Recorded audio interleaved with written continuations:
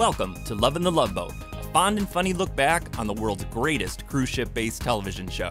I'm Ishvan, singer, songwriter, and TV fanatic. And I'm Michelle, pop culture enthusiast. Join us as we relive episodes of one of the most watched TV series of all time. Occasionally deviating to pop culture charts unknown. So come aboard, we're expecting you for another edition of Lovin' the Love Boat. Hi, you guys. We are back. We are. Back on a marooned island. Gonna wrap up this two-parter. Can an island be marooned? I don't know. Whatever. We are back, for the second half of the season 2 big opener. Well, it's this time around, it's just the two of us. Wait, what? Yes. What happened? Well, Stephen P. Slivka, who dazzled us with part 1 of the podcast for season 2, decided to stay on the island with David P. Carruthers. Oh, no. He liked the hermit's life. And he finally did it. He did it. He's been threatening to leave society for such a long time, and he finally did it. Yeah, so he liked that idea, and good for him. There he is. So unfortunately, he will not be joining us for part 2. But we do have a guest. We do. In the form of one of our amazing GoFundMe patrons and listeners of the show. We have the wonderful Stacy. And she will, at some point, I don't know if she's on an island right now. She may be. But I think she will be sending some takes, hot takes maybe, on this episode. But before we dig in, you guys, we've already covered our stars. Hopefully you guys have heard the previous show, so we don't have to cover that. We know who wrote the storylines. One of the things from the last episode that I just quickly wanted to talk about, there was the mention of Ernie Kovacs. Correct. And I had no idea. I'd heard the name, but I didn't know who he was. Husband of Edie Adams. I looked him up. Now, I did not go super deep into this, but I saw some clips, and I was kind of blown away, like in a good way, where I thought this guy was really innovative, and I saw some of the things that he was doing with the medium of television, and I thought it was like way ahead of its time, at least the couple of things that I saw. And then what made me the most proud, Michelle? What? He's Hungarian. Oh, not a surprise. That's, if anyone was wondering, Istvan is a Hungarian name. That is half of my ethnicity, and he was a Hungarian guy, and I had no idea. So I'm going to dig a little bit deeper into Ernie Kovac. But he was not on the island. No, he's probably gambling somewhere. Oh, gosh. No, I think by that point, I think he had already passed. Let's not go into death so fast, please. All right, let's steer clear of that. Yeah. All right. Now, I can't remember where we left off, quite honestly. We were on the island. Where I believe we left off is still the crew being held captive by the hermit. David P. Carruthers. David P. Carruthers was still holding them captive with just like a stick in the door. And then the ship, I believe, they were just kind of like heading out to sea because they were trying to outrun the hurricane. Oh, so they finally, like the refresher course captain listened to Isaac? Well, yeah, and they tried to take credit for it, but yes, he listened to Isaac, who's shining on this episode, taking control of the ship. And yeah, it's a little confusing coming from the...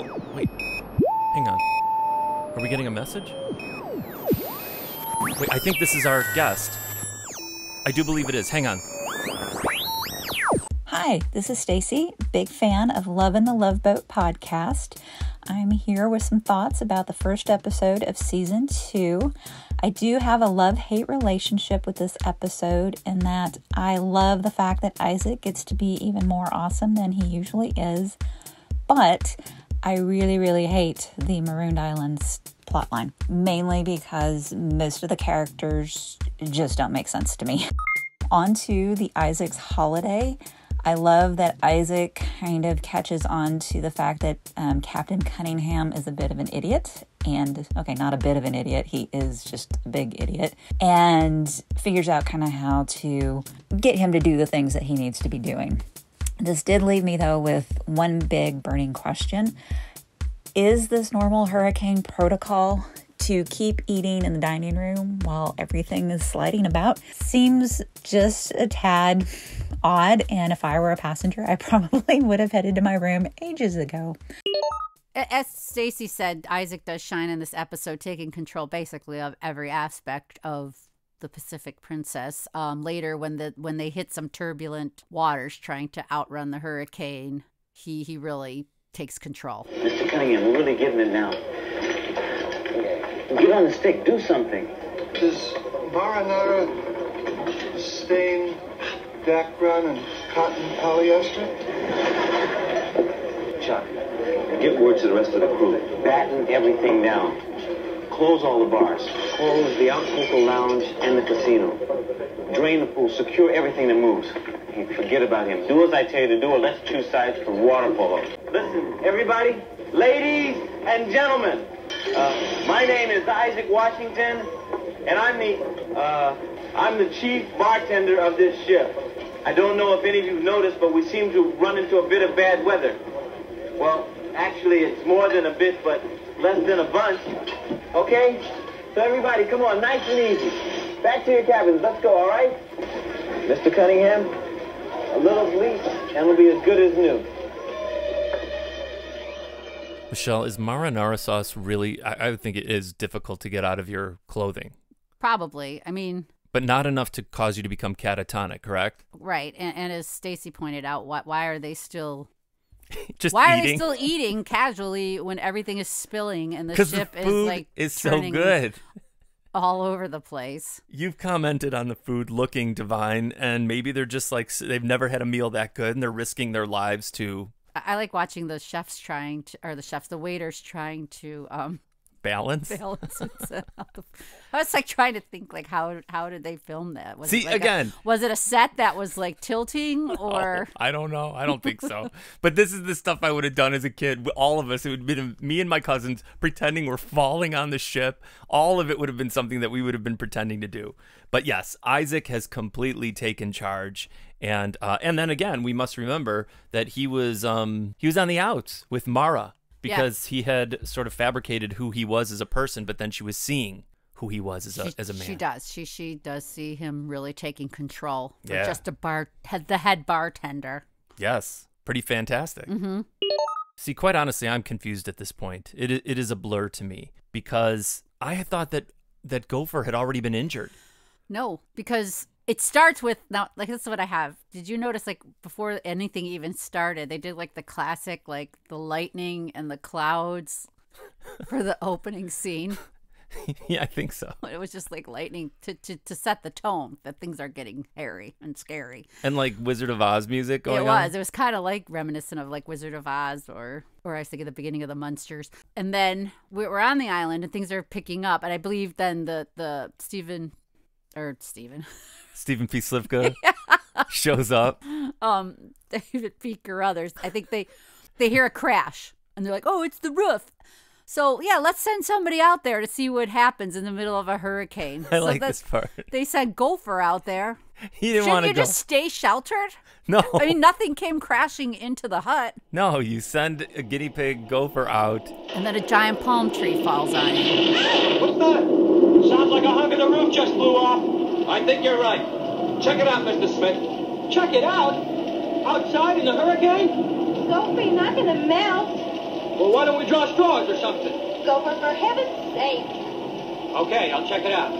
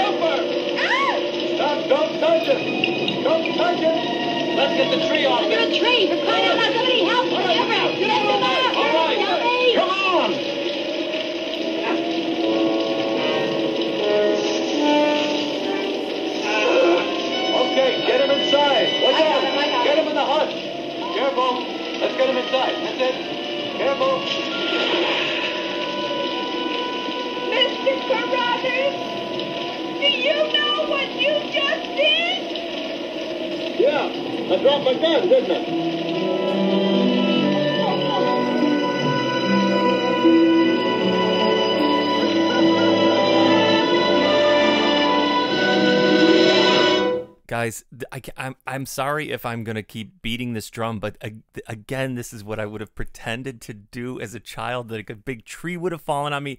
There is no greater scenario than being injured and unconscious that I loved playing as a child. And then you could go run to your bathroom or wherever and get a washcloth and put it on your head and have everybody be concerned for your well-being. And that's exactly what Fred Grandy plays flawlessly. Yeah, I mean, if you have to point out too that why do I keep doing that? David Carruthers he lifts up the palm tree all by himself. Dude, did you ever see the what was it, Incredible Hulk? Because that was another famous episode where people got superhuman strength when they were under terrible stress. Yes. And the woman said, I was lifting up the car.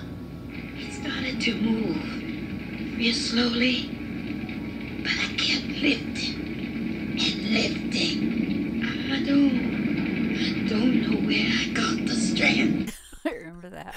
I often wonder if I would be able to lift up a car in a situation like that. Would I have superhuman strength? I don't know. Hopefully you'll never have to be tested, either, you know? But that is exactly what happened. Stephen P. Carruthers lifted that fake palm tree right off of Gopher. And then they didn't really check for injuries, and they dragged him right into the hut. So then I was thinking, what if he broke ribs or something? And then I guess the danger of being out in the hurricane outweighed absolutely the danger of moving. He got a pretty quick diagnosis from Doc, though. He's not going to die, Julie.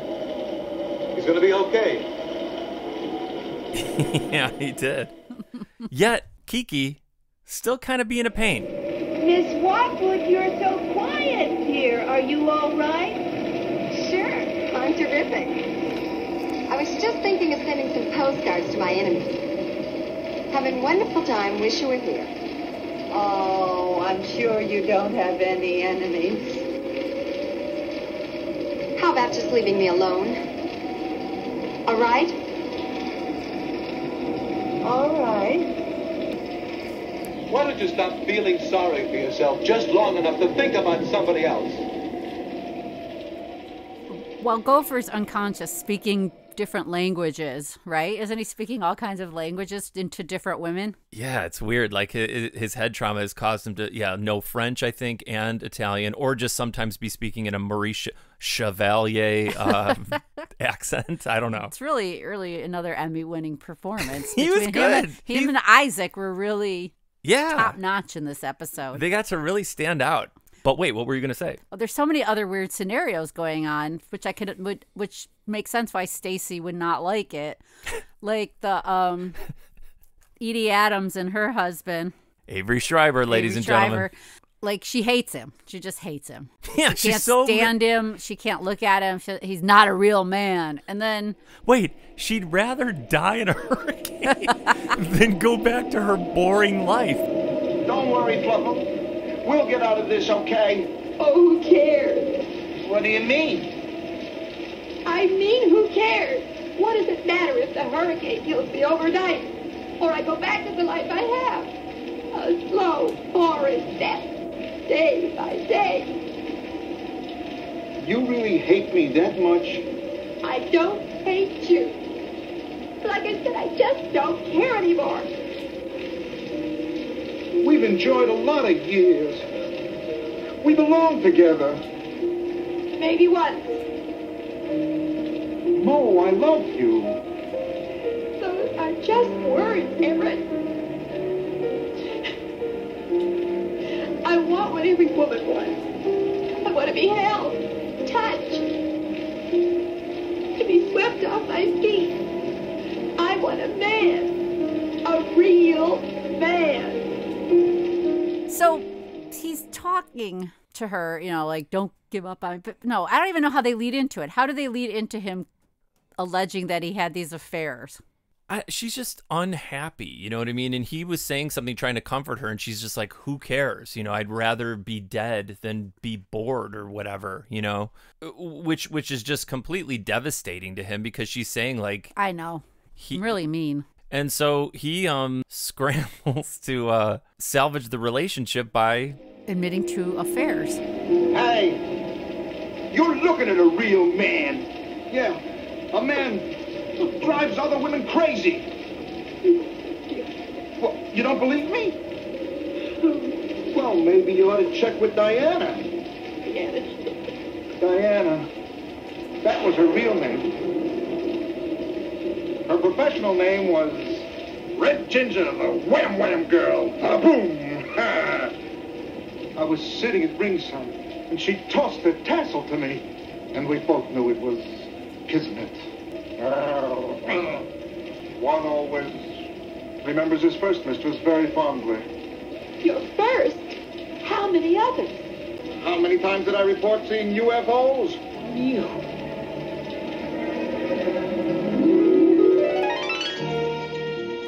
Which I find completely irritating. Irritating? Yeah. She starts to like him after, like, that's a real man because he had allegedly had an affair. Well, yeah, you're jumping forward to where, like, she wakes up out of the haze of everything and then all of a sudden is in love with him because he has cheated on her several times with sort of like exotic dancers or burlesque performers. I don't know. Yeah. That, and remember, I'm not really going to look at UFOs because, like, he's super into UFOs. Dude, I have no idea. That was so strange to me. I sat there dumbfounded watching that entire part and just could not believe what was taking place. And then, you know, you said you have Barbi Benton's character still kind of being snotty, but slowly she's coming around. Yeah, like when she takes off her weird, like, wet hair thing. I think Doc gives her another lecture.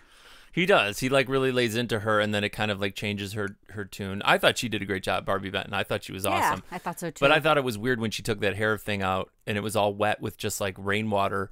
And then, like, all of a sudden, Doc was injured. And, like, she's dabbing one part of his cheek. And I didn't understand what... I don't know. Was he tired? Did like, he somehow bump his head? I didn't understand how she was comforting him. It didn't make any sense to me. And another fascinating thing I noticed is while, like, everybody was, like, moving trees and trying to bust out of huts and there's storms, that the captain and Doc's shirts stayed tucked in. Perfectly tucked in. They're a little dirty with dirt, but they never came untucked. Hang on. You know, at the height of sort of like the drama, you know, I would just like to point out one of the best parts of either of these two episodes. And it's something I want to include in the show in case anyone wants to take this, have this on their phone, maybe use as a ringtone possibly. But did you enjoy where Audra Lindley asked Captain Stubing to say a little prayer? Oh, wait. Okay. Yes. Because as soon as she did that, I was like, wait a minute. Because as I believe Captain Stubing later in life or at that point was pretty religious. Oh, was he really? Yes, he was a very religious man. So I was thinking in my head, he's been waiting for this moment. Oh, wow. On the Love Boat to give the prayer. Because I almost would bet that he had this prayer already. Well, he says, I'd love to. Yeah. You know, like he was if you read his backstory, towards the end of his life, he was very, like, religious. It was a pretty powerful prayer. Captain Stubing, I think we'd all feel a little better. Well, would you say a little prayer for us? Yes, I'd like to do that very much. Dear Lord, 9 of your children are very frightened on this island. But we know that you are with us and watching over us and protecting us from this storm. Life is your most precious gift. And we pray that all of us will be enjoying it when morning comes. Perhaps we should go back to the ship for a little bit. Yeah, because are we at the height of sort of the storm? Yeah, we are. And the, gosh, I can't think of his name now. The Mike Adler, I believe. Mike Adler goes to Donna Mills' room, I guess to check on her. And the ship's like rocking back and forth. And then they end up hooking up during the hurricane. Rocking the ship a little more. But, like, which is odd, is that he does not care about his mother during all this. Like, is she okay? What's happening? Well, there are a lot of questions, really, about his... hang on. I think we're getting another transmission from Stacy. The final storyline, the search, pretty decent. Did want to know why, for the love of God, did Mike never ask about the mother's name whenever he's having all the conversations with Jeannie? Just seems like a basic thing that somebody would have mentioned. Stacy brings up a good point that I noticed too. Not once during this whole episode to this point does he ever mention his mother's name. Ever. Well, he's fallen in love, so maybe he forgot. I don't know. And I still find it odd that they have no interaction with each other on this cruise. Yeah, it's really she's weird. Off doing her own thing the entire time. Well, up until this point, we haven't even met Vera. But finally, in the dining room, post hurricane hookup, we finally meet Vera. Good morning. Would you like some company? Oh, it's my mother, Jimmy the Greek. What happened? Did you clean out everyone, or did you wear out the cards? No. Oh, I'm sorry. Jenny, this is my mother. Hello. Mike's told me so much about you. Well, I haven't seen Mike for a few days, but I can understand why. How could I possibly compete with such a beautiful girl? Well, how am I supposed to compete with a gin rummy thing? Excuse me. Here's the $10 I owe you, and do me a favor. Next time you want to play gin, deal me out. Okay, Mrs. Simpson? Thank you, but you might win it back. Mrs. Simpson? Oh, I didn't explain that. Mike Adler is my stage name. Vera Simpson? Yes, but... Jenny, what? What's wrong? I don't know. I mean, the only thing that's been bothering her is... Well, see, Jenny grew up in an orphanage, and she hired detectives to help her track down her mother. Her mother's supposed to be on the ship.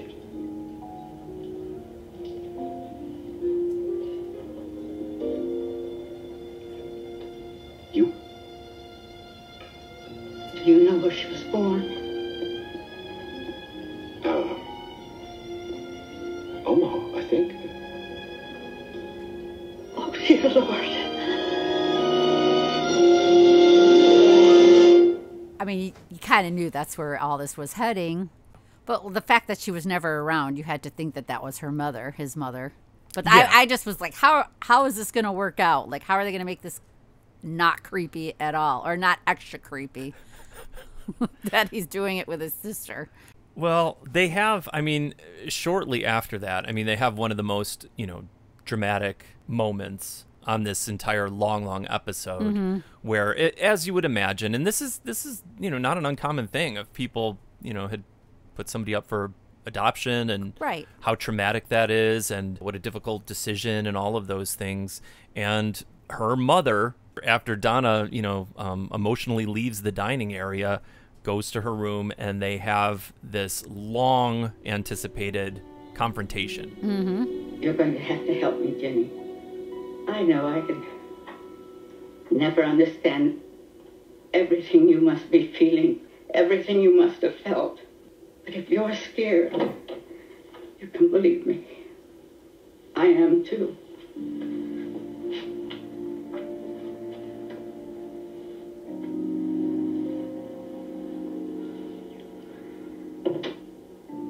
I never saw you. Do you know that?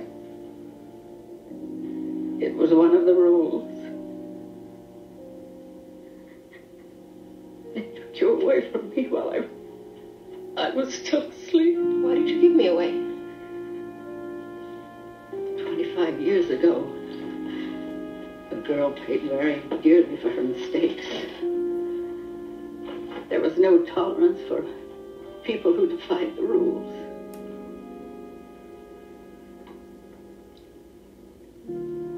They told me it would be impossible for you to have a normal, happy life if I tried to raise you by myself without a husband.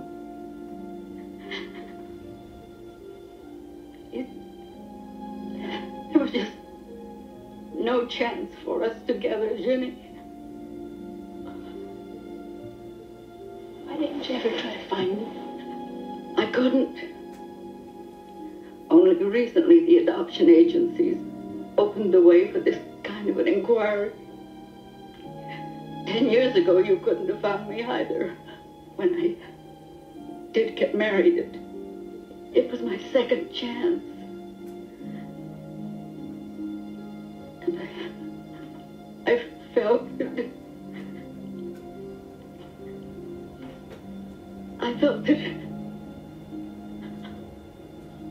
I had to hide the fact that you'd never been born.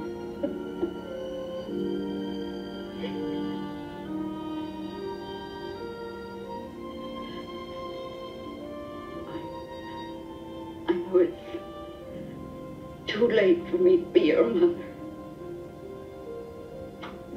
But I do feel very privileged to be your friend.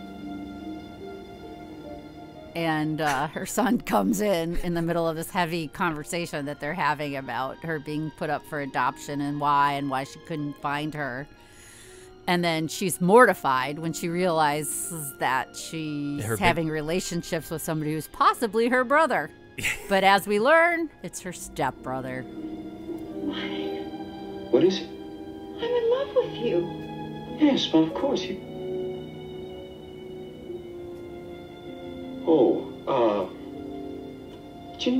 it's all right. I mean, look, there's absolutely nothing to worry about. Mother married my father when I was 3 years old. She's my stepmother. You and I are unrelated at all. Yet. The thing is, we've been waiting for this whole thing, and then they just kind of like do a little twistaroo after the whole thing. Like, hey, don't worry about it. I was adopted. Oh, he wasn't adopted. He was adopted by her, I guess, but she married his father. See, I'm already more confused. Wait, what? She married Vera married, what's his name? Stephen P. Adler. No, the actor. David. I like the whole last episode. You just kept calling him Birney because you couldn't remember his name. Baxter Birney. Birney. Meredith Baxter's ex-husband. He says that Vera married his dad when he was 3 years old. So he was already born? Yeah, it's not her son in any way, shape, or form. She married the dad, and the dad already had the son. And she helped him raise him. Oh, see, that was just thrown out there so fast that I don't even think I didn't grasp what was happening. So in essence, I guess she could have adopted him, but she raised him because she married his father. So technically, they're not related. Because, hang on, I'm getting yet another transmission. Because I think there's very important observation about... Did get excited to see an actual locked door in the Love Boat episode because that is incredibly rare. No, but that's so funny, though, because it's never happened. My guess that it's a swingers cruise and, like, they don't let you lock your door on the Love Boat. But it is a weird thing, because I was just thinking about when she said that, about the one where the woman was blind. She walked into the thieves' room because their door wasn't locked, but they were criminals. But let's not lock our door when we're making plans. Like, scheming to steal $1 million all the time. I know, it's so strange. She couldn't be more correct. There's got to be a morning after. The storm has passed. That's right. The sun comes up. Palm leaves are everywhere, but everyone's alive. Yes. And they made it. They made it through the night. They are all in that little hut. Very, very filthy dirty, most of them. And like we were saying, the problematic couple, all of a sudden, you have a night to sleep on the fact that your husband's been cheating on you, pretending that he likes UFOs. And that's what it takes to make you fall back in love. Everett? Everett. Yeah. Everett, look. Go ahead.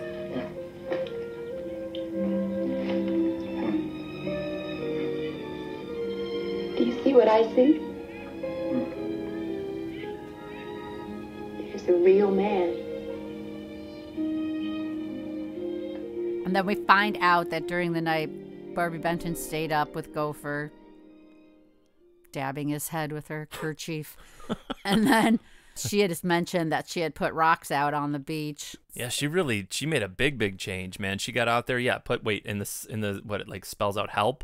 Was it help? Yeah, something like that. She found a bunch of rocks and spelled help on the beach. We better get that gun away from him and then signal for search parties. Well, there's already a bunch of rocks on the beach arranged to say help. How did they get there? When the storm died down, I put them there. You did? Well, while you were up and around, why didn't you take that musket away from the nut? I did. You did? And you gave it back to him? Sure. There weren't any bullets in it. Just dirt. Dirt. Dirt?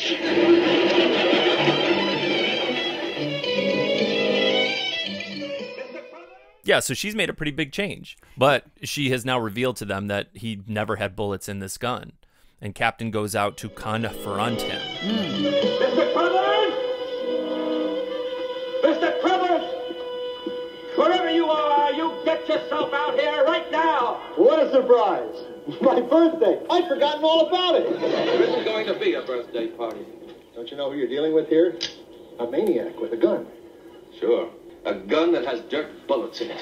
Stay where you are. I'm gonna get you all dirty. As soon as we are safely back on ship, I am alerting the maritime authorities. You'll be spending the rest of your life in prison. Oh, come on. I didn't do anything really bad, did I? Kidnapping. Piracy. Besides those. Look, I'll make a deal with you. No butterbrickle ice cream. Just holler surprise, sing happy birthday, and let it go at that. How about it? Captain, what harm can it do? He did save Gopher's life. Right, yeah. If it hadn't been for him, Gopher's life wouldn't have needed saving. This man is a criminal. Boy, you're a party pooper.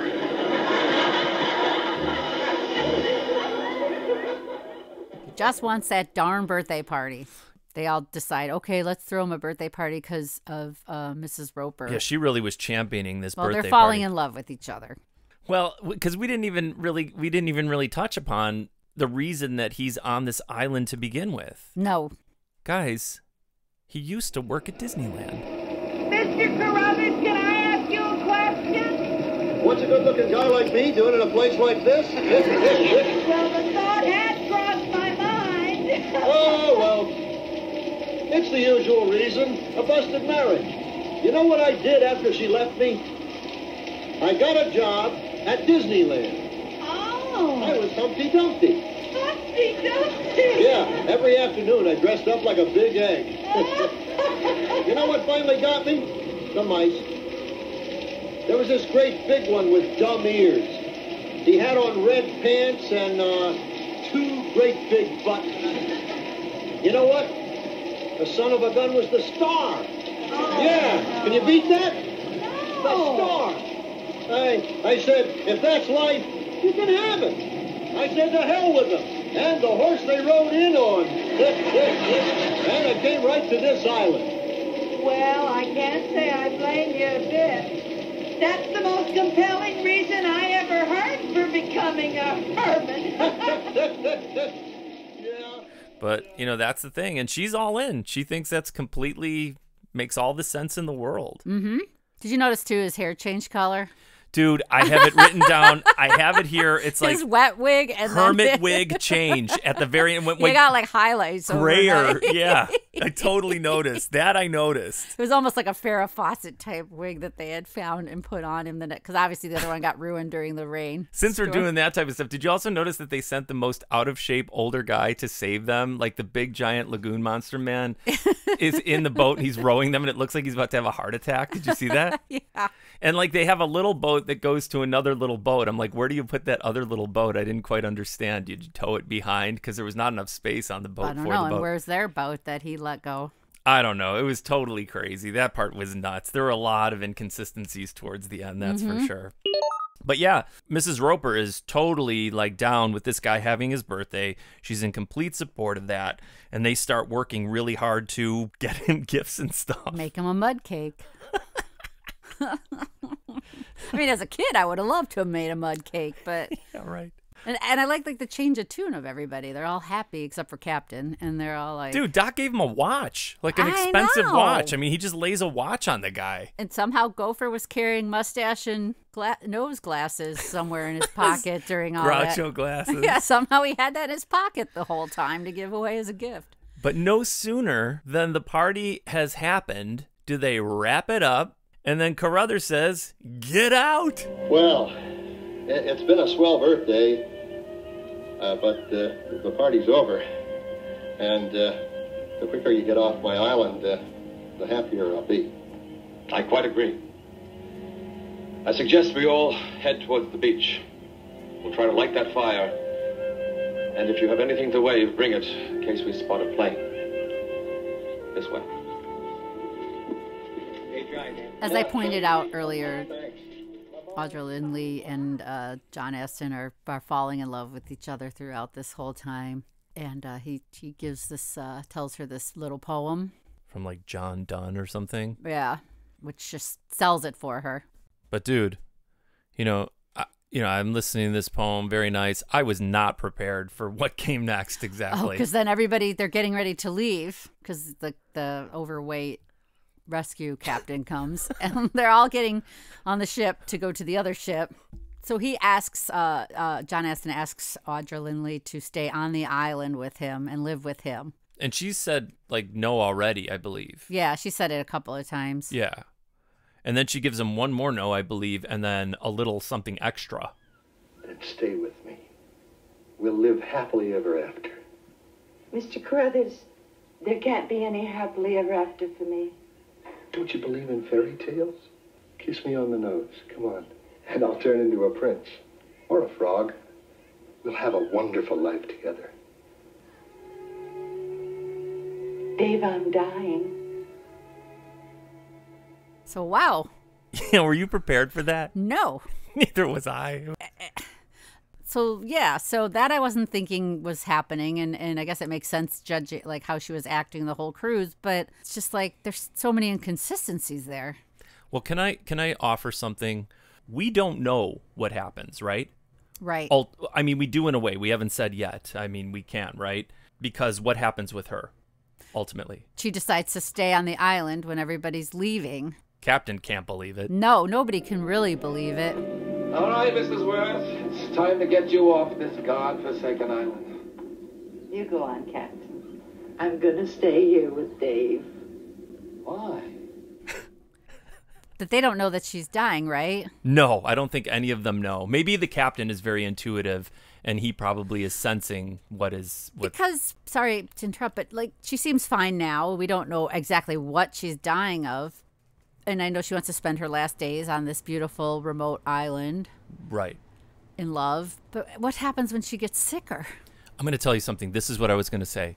And I have offered this sort of thought or whatever you want to call it on one previous episode that I cannot remember what it is.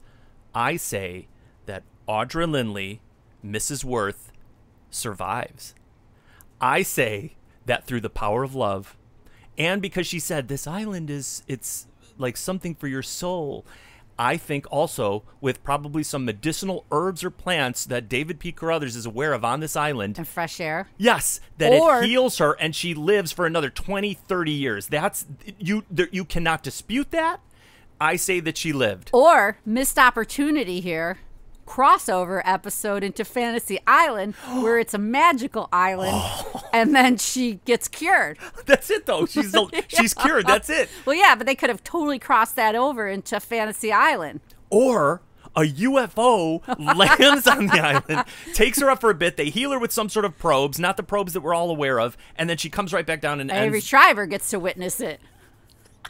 There's so many missed opportunities. The bottom line is she lives for a very long time. In my mind, I'm going to go with that scenario. The only bad thing is, can you imagine kissing a man who's been on an island for 21 years? How do you brush your teeth? Like, you can't. What do you do? I guess if you have medicinal herbs, you probably have some sort of nice Maybe thing. they rub some charcoal or something on their gums. Yeah, in the morning. So I say that it is a completely unexpected yet happy ending for those two because of the magic island, she gets healed, and that is what she needed to do. Fate lent a hand. That's why they were on that island together. And if she went back to regular Western society, the smog of LA, yeah, it would have gone the other way. But now she lived happily ever after. I buy that. Yes. Back to the ship, though. We missed the whole reunion of Isaac and Lola Falana. You know what we're forgetting? What? Is that this entire time, Isaac's supposed to be on vacation. Right.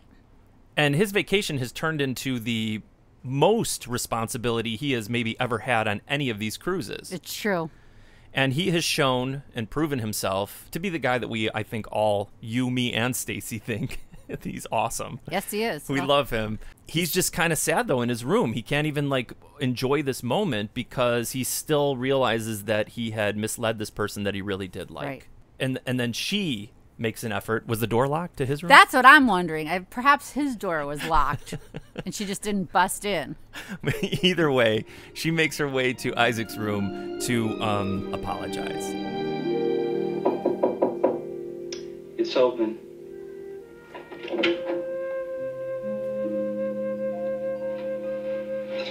Tamara. I didn't think I'd be doing this, but I came to apologize to you. I'm the one that should apologize. I mean, all the showing off, lying. I was a real jerk, wasn't I? But when the chips were down, you showed what kind of man you really are. Everybody's talking about what you did last night. Oh, I didn't do that much. You're quite a guy, Isaac. As long as you remember to be yourself. If I were really going to be myself, I'd take you in my arms and hold you very close. Well, like I said, be yourself. Typical of the Love Boat, everything is starting to wrap up nicely. I love it. On one of the weirdest episodes so far. Absolutely. This season, the event of both seasons. Again, I'm going on record saying I really enjoyed this one in a whole different way, in a childhood, because I am in a constant state of immaturity that I really enjoyed it. But yeah, it's time to say goodbye. Start with the brother, sister, stepsister, stepmom. Yeah, you're really you're summing it up. Mother, how do you feel? You just picked up a daughter-in-law, and a gin rummy partner, all in one fell swoop. How on earth am I going to word these wedding invitations? I've got you beat. I got a mother, a mother-in-law, a stepbrother, and a husband. We're going to need a big apartment. But as weird as that was, it was kind of a cute end with those guys. Yeah. Because they were super happy. And I thought the scene of the emotional sort of confession, I guess, of the mom to her was really well done. Yes. And takes a pretty serious topic and handled it kind of, crazy, but kind of nicely, I thought. And the fact that they were all reunited in some sort of strange way was kind of nice. A daughter and a daughter-in-law. I know, it was so nuts. Donna Mills is really pretty, I thought. She's always pretty. Yeah, her eyes are really beautiful. She was really pretty too. See, I never watched any of those shows, so I knew of the name again. So many people I don't know, but they were famous. But she was really pretty. Mm-hmm. But also, Kiki says goodbye. Doc, I've had a lovely last 3 days. Me too. Obviously, being marooned on an island has its indirect benefits. If I ever need a great nurse, I'll give you a call. If I ever need a great friend, I'll give you a call. Bye. The one thing that was weird, though, they never really say why she was so angry, did they? Or did they? Well, the thing about her whatever fiance had called it off. Or something. That's right. I forgot about that part. I was more confused of why she was so wealthy. Was she famous or was she right royalty or something like that? But yeah, she was. She just had been hurt and jilted, and so she was very wary of men. And she had a nice turn too. I thought she was a good actress. I thought she did a really good job.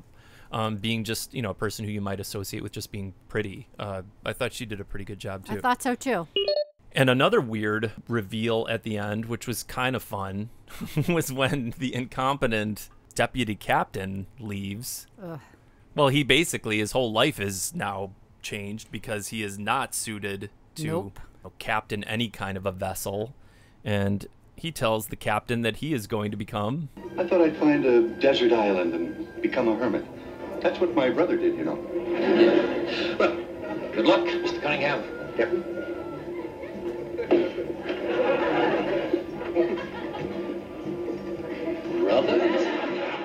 And that's infectious, I think, because obviously Stephen P. Slivka has done the same. Well, doesn't he say just like my brother? So then you're left to wonder if that's his brother after all this? Unless there's just like islands chock full of hermits. I would have to imagine. A lot of people can identify with hermit brothers. But it doesn't make sense because his name's Carruthers and his name's Cunningham, but maybe, who knows? I don't know. I think it was just some weird thing they threw in there without giving it much thought. I don't know. Because it was strange. Yeah. But the crescendo really of it all, for the guy who was denied a vacation, even though he wasn't mad because he reconciled with Mara, another pretty woman, was Isaac, right? Yeah. Because word gets back to the captain of his heroic deeds. Mm-hmm. 1 minute, please. Sir?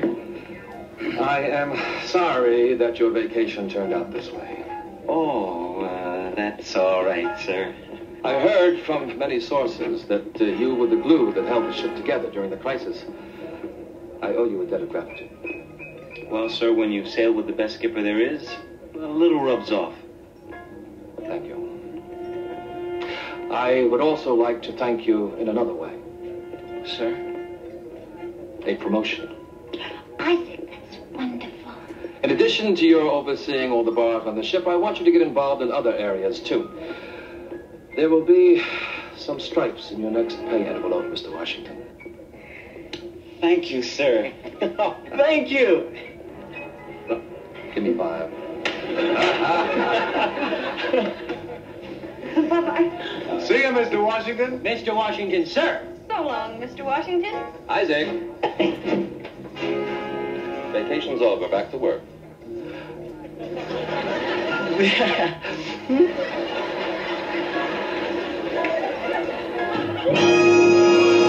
So I got to remember to look for his stripes on the next episode to see if he has them. So he gets a promotion, basically. He gets the lady and a promotion. Yeah, well, he earned it. He did. Because he handled things really well. Because not only was he handling what to do in a really terrible situation, he was handling the difficulty of this person who outranks you and all that stuff. And He's he did a total idiot. Yeah, but he did it kind of masterfully, and that was really kind of cool. Passive-aggressively, and it worked out pretty good. But one thing, too, we forgot to point out is the other couple. Who? Edie Adams and... Oh, God, yeah, that's right. Like, they are together. Did you notice how he got her to carry all the luggage? Yeah, things really changed. She really took a turn on that island. I think she got hit with a coconut in the head or something like that. A palm tree fell on her, too. Yeah, because she really went from being, like, completely depressed and despondent to, like, I don't know. That was wild. It was weird. Yeah, but then he reveals that the strippers may have been a lie, but not them UFOs. Correct. And that's about it, you guys. I'd be curious to get everybody's take if they, thumbs up, thumbs down on this episode. Obviously very different, very strange. We were kind of like surprised by how they started this second season off, really. They started off crazy and wild. Yeah, I can only did. imagine what the rest of the season is going to bring us. Well, I know for one, my main man, Billy Barty's on the way. I hope that Stephen P. Slivka travels back from whatever island he's on and makes it back for episode, I think it's 15, where his ex-wife, Martha Ray, will be a guest star. And we have tons more awesome people coming up down the line. Now, we want to thank Stacy so much for her takes on this episode. Yeah, it's nice to have some validation to hear somebody that thinks the same way you do. Oh my gosh, when I was listening to her, I'm like, you guys are on exactly the same page with one another. It was kind of cool. Yeah, and we just want to thank her for listening to the show and thank everybody for listening.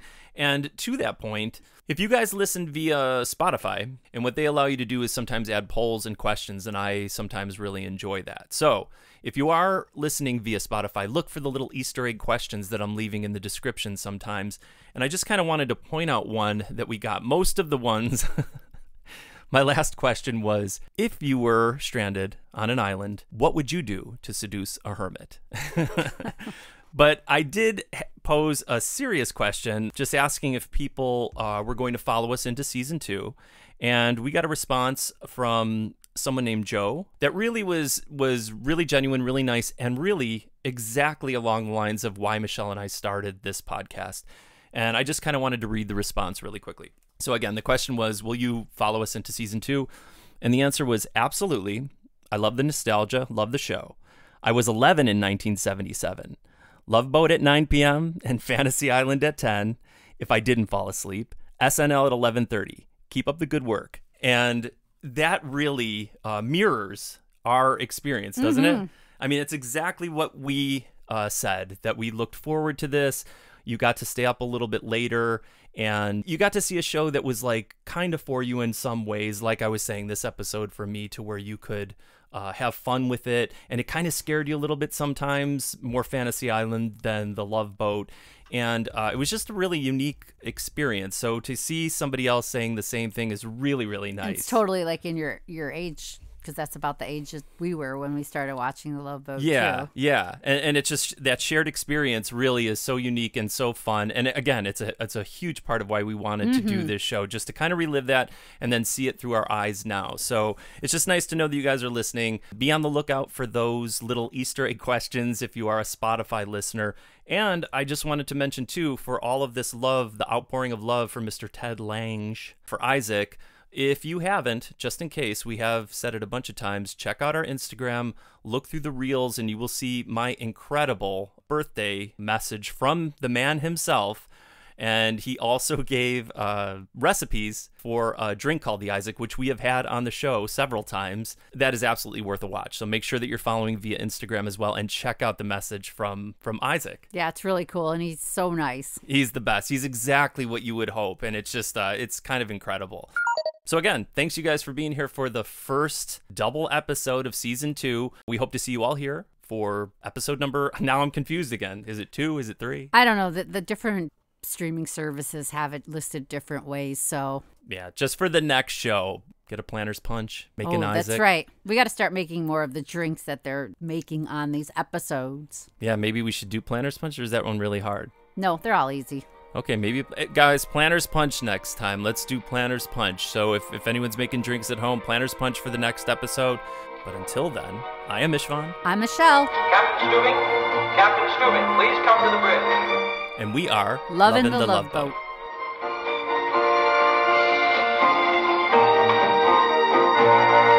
Come to my room in half an hour and bring some rye bread. Hi guys, it's me Ishvan, host of Lovin' the Love Boat. And before you go, I wanted to invite you to check out my other show, Ishvan's Imaginary Podcast. Yes, it is a kids and family show, but I think it's a show anyone can enjoy. Here, take a peek. Dialing now. Okay, remember, don't get nervous. Hello, this is Lewis speaking. Oh. Hello. Say the rest. Is your refrigerator running? Excuse me? Well, why don't you go catch it? No, he didn't say it. Oh, you did it wrong. Okay, just go to the next one. May I speak with John, please? John, there is no John at this residence. Then how do you go to the bathroom? Toby, is this you? Well, hang up the phone. That was awesome. Colorful characters, award-winning music, and humor and content in a capital G-rated glory that can take on any other podcast out there. So whether it's with your kids, nieces and nephews, grandchildren, or just you and your inner child, Ishvan's Imaginary Podcast is available everywhere podcasts are found to make you all smile and sing along. Check it out today.